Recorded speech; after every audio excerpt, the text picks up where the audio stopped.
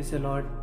फिर से सबको जय मसीह की। प्रभु का मैं धन्यवाद करता हूँ सुंदर समय के लिए जो परमेश्वर ने फिर से हमारे बीच में प्रदान कर दिया है और फिर से ये मौका दिया है कि आप सबके सामने फिर से परमेश्वर के जीवित वचनों को लेकर आ सकूँ। इसलिए मैं प्रभु का बहुत बहुत धन्यवाद करता हूँ। और आइए हम लोग एक छोटी सी प्रार्थना के साथ अविलंब अपने संदेश को आरंभ करेंगे। सर्वशक्तिमान पिता परमेश्वर, आपको हम धन्यवाद करते हैं प्रभु जी। इस समय प्रभु जी हम आपसे आपके वचन के लिए विनती करते हैं, गुहार लगाते हैं प्रभु जी कि आप हम सबसे बोले और बातचीत करें पिता परमेश्वर। अपनी पहचान को हमारे जीवन में दीजिए पिता परमेश्वर, जिससे हम प्रभु मजबूत हो जाने पाए। अनुग्रह कीजिए अनमोल पिता, आपको धन्यवाद करते हैं।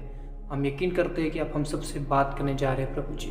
धन्यवाद के साथ ये प्रार्थना प्रभु यीशु मसीह नासरी के नाम से मांग लेते हैं, आमीन। आइए हम लोग एक वचन के साथ आज अपने संदेश की बुनियाद को डालेंगे जो हमें मिलता है 2 तीमुथियुस उसका 2 अध्याय उसका 4 पद से मैं पढ़ रहा हूँ। जब कोई योद्धा लड़ाई पर जाता है तो इसलिए कि अपने भर्ती करने वाले को प्रसन्न करे, अपने आप को संसार के कामों में नहीं फंसाता। मेरे प्रियो, यहाँ लिखा है, पौलुस कहता है कि जब कोई योद्धा लड़ाई पे जाता है तो अपने भर्ती करने वाले को प्रसन्न करे, इस कारण से अपने आप को संसार के कामों में नहीं फंसाता। एक योद्धा की ये पहचान होती है, एक असली योद्धा की ये पहचान होती है कि वो अपने युद्ध के प्रति, उस जंग के प्रति समर्पित होता है। और जैसा पौलुस कहता है कि वो अपने आप को संसार के कामों में नहीं फंसाता, इसका मतलब ये कि वो समझौता जीवन को नहीं जीता, कॉम्प्रोमाइज जीवन को नहीं जीता। वो दृढ़ होता है अपने जंग के प्रति। मेरे प्रियो, मैं आज आपके सामने एक व्यक्ति को रखना चाहता हूँ जो मेरे लिए, इसको जब मैंने देखा तो मैंने देखा वो कितना अधिक समर्पित था उस जंग के लिए और उसने उस जंग में अपनी जान को भी दे दिया। उस व्यक्ति को मैं आपके सामने आज रखना चाहता हूँ। 2 शमूएल उसका 11 अध्याय उसका 8 पद से मैं पढ़ रहा हूँ। तब दाऊद ने उरिया से कहा, अपने घर जाकर अपने पाँव धो। और उरिया राजभवन से निकला और उसके पीछे राजा के पास से कुछ इनाम भेजा गया, परंतु उरिया अपने स्वामी के सब सेवकों के संग राजभवन के द्वार में लेट गया और अपने घर न गया। ये जो व्यक्ति है, ये दाऊद के कहने के बावजूद, यानी राजा के कहने के बावजूद, ये जो है वो अपनी पत्नी के पास नहीं जाता है, अपने घर के पास नहीं, घर नहीं जाता है, लेकिन राजभवन में ही रह जाता है। क्योंकि दाऊद चाहता था कि वो जाए, क्योंकि उसको अपने पापों को ढकने के लिए उरिया को भेजना पड़ रहा था। आप जब उस अध्याय को पढ़ेंगे तो आपको पता चल जाएगा दाऊद और बतशेबा की कहानी, आपको वो कारण पता चल जाएगा। लेकिन वीडियो में लंबा नहीं करना चाहता, इसलिए मैं आपको सिर्फ मुद्दे पे लेकर चल रहा हूँ। देखिएगा मेरे प्रियो, उरिया जो है, जो जंग में सैनिक है, उसको दाऊद कह रहा है, राजा कह रहा है कि तू जा। उसके बावजूद वो जो है राजा की बात को नहीं माना। और वो क्या कहता है? वो कहता है, जब संदूक और इज़राइल और यहूदा झोपड़ियों में रहते हैं और मेरा स्वामी योआब और मेरे स्वामी के सेवक खुले मैदान पर डेरे डाले हुए हैं, तो क्या मैं घर जाकर खाऊं पीऊं और अपनी पत्नी के साथ सोऊं? तेरे जीवन की शपथ और तेरे प्राण की शपथ कि मैं ऐसा काम नहीं करने का। पता है मेरे प्रियो, देखिएगा कि दाऊद इसको कह रहा है, यानी इसका राजा इसको कह रहा है कि जा। इसके बावजूद वो उस जंग को इतना महत्व देता है, उस युद्ध के प्रति इतना समर्पित है कि वो राजा की बातों को भी काट दे रहा है, ये कहते हुए कि मेरे भाई, मेरे लोग जो जंग में हैं, झोपड़ियों में रह रहे हैं, मैं अपने घर जाऊं, अपनी पत्नी के साथ सोऊं। समझौता नहीं किया। लेकिन आज आपको पता है, आज हमारा पास्टर यदि कुछ बातों के लिए हमको अलाउड कर देता है तो हम इस बात की जांच किए बगैर ही कि परमेश्वर की दृष्टि में क्या ये उचित है या नहीं है, उस बातों को ऐसे अपने जीवन में लागू करने लगते हैं मानो स्वर्ग से हमको परमिशन मिल गई हो। हमारा पास्टर किसी प्रकार के समझौता में है और उसने उस बात को प्रचार कर दिया, तो हम उसके बातों को इस तरह से स्वीकार कर लेते हैं मानो स्वर्ग ने हमको कहा, और हम समझौता करने लगते हैं अपने जीवन में, क्योंकि हम उसको जांचते नहीं हैं। क्योंकि हमारी भी इच्छा होती है ना कि हमें ये करना है, और हमें एक मौका क्या मिल गया, क्योंकि हमारे पादरी साहब ने जो है वो हमसे इस बात को करने के लिए कह दी, बिना जांचे, बिना परखे, क्योंकि हम समर्पित नहीं थे। इसलिए समझौता करने का हमको एक मौका क्या मिला, हम समझौता कर लिए। मेरे प्रियो, आप विश्वासी हो कि तब साबित नहीं होते जब आपके पास समझौता करने का कोई उपाय ना हो। लेकिन जब आपके पास ऑप्शन होता है, उसके बावजूद आप समझौता नहीं करते, किसी भी बातों में, अपने प्रार्थना के जीवन में समझौता नहीं करते, अपने उपवासी जीवन में समझौता नहीं करते, अपने सच्चाई के जीवन में समझौता नहीं करते, मसीही जीवन में समझौता नहीं करते, पाप के साथ समझौता नहीं करते, अवसर मिलने के बावजूद समझौता नहीं करते, तब जाके आप एक विश्वास योग्य व्यक्ति परमेश्वर की दृष्टि में बन पाते हैं। लेकिन हमारे पादरी साहब ने यदि कुछ बातों को कह दिया या फिर किसी को हम अपने आदर्श मान के रखते हैं, है ना, हम उसके जीवन में कुछ बातों को देख लिए और हम उसको तुरंत करने लगते हैं कि अरे वो जब कर रहा है तो हम क्यों नहीं। और यह ऐसा नहीं था, बादशाह के कहने के बावजूद वो नहीं गया, और एक बार नहीं, और उसके पीछे इनाम भेजा गया, यानी उसको गिफ्ट दिया गया। लेकिन उसके बावजूद वो जो है युद्ध के प्रति इतना समर्पित था कि वो उन गिफ्टों के कारण भी प्रलोभित वो नहीं हुआ।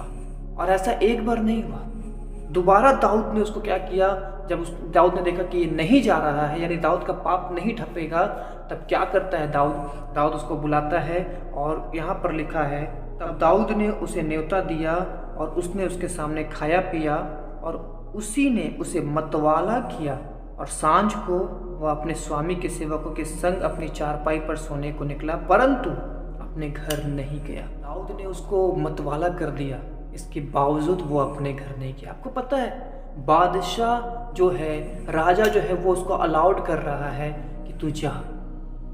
वो नशे में आ गया है, उरिया नशे में है।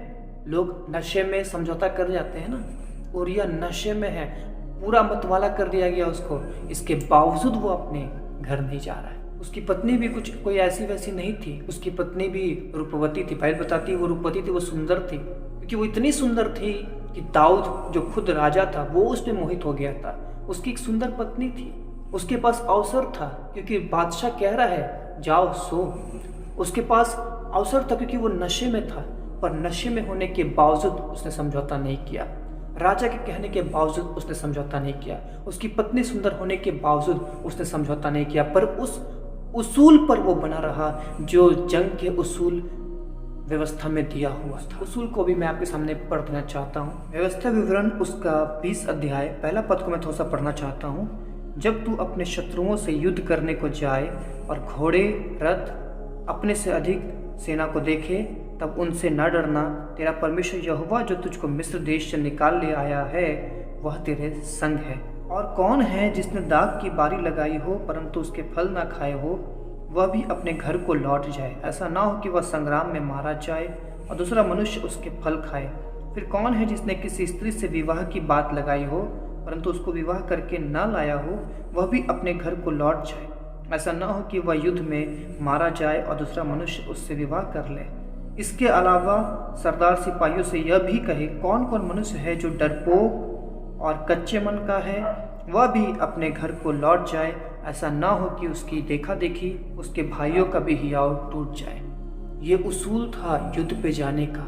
और आपको पता है इस वचन के प्रति उरिया का समर्पण था कि देखिएगा कि वो अपना मन अपनी पत्नी की ओर नहीं लगाता, वो अपना मन राजा की आज्ञाओं की ओर नहीं लगाता, लेकिन वो अपने युद्ध के प्रति इतना समर्पित था कि उसने कोई समझौता नहीं किया। हम में से बहुत लोग इस जंग में हारे हुए हैं। पता है क्यों? कि हमारे जीवन में समझौता है। हम छोटी छोटी बातों में समझौता करते हैं, छोटे पापों में हम लोग समझौता कर जाते हैं, शरीर की अभिलाषाओं के कारण हम लोग समझौता कर जाते हैं, अपनी आँखों के देखने के द्वारा हम लोग समझौता कर जाते हैं। इस कारण से आज बहुत सारे लोग अपने जीवन में हारे हुए हैं, एक हारा हुआ जीवन जी रहे हैं, पर उरिया के समान समर्पित नहीं है। यदि आज हम उरिया के समान समझौता रहित जीवन को बिताने लगे और इस बात को याद रखें कि जिसने हमको युद्ध में भेजा है हम उसको प्रसन्न करें और अपने आप को संसार कामों में ना फंसाएं। याद रखिएगा इस युद्ध में जो आत्मिक युद्ध है, जो उस युद्ध से भी खतरनाक है जो युद्ध पुराने नियम में हुआ करता था, क्योंकि वो तो दिखने वाले, वहाँ तो दिखने वाले शत्रु थे और यहाँ नहीं दिखने वाले शत्रु है। और इस युद्ध में जो है हम विजयी हो सकते हैं। इसलिए परमेश्वर का वचन कहता है कि सारे हथियार बांध लो, और सबसे पहले कहता है कि सत्य से, सच्चाई से अपनी कमर को कस लो। कहता है धार्मिकता की झिलम पहन लो, उद्धार का टोप पहन लो। तुम्हारे जीवन में धार्मिकता होनी चाहिए, तुम उद्धार में होने चाहिए। विश्वास की ढाल ले लो, तुम्हारा जीवन विश्वास पर होना चाहिए। वे सारे हथियार हैं जो इफिसियों 6 अध्याय में लिखा हुआ आप पढ़ सकते हैं। उस सारे हथियार को हमें बांध लेने की जरूरत है। सो मेरे प्रियो, परमेश्वर से प्रार्थना करें कि परमेश्वर आपको एक समझौता रहित जीवन जीने के लिए अनुग्रह करे।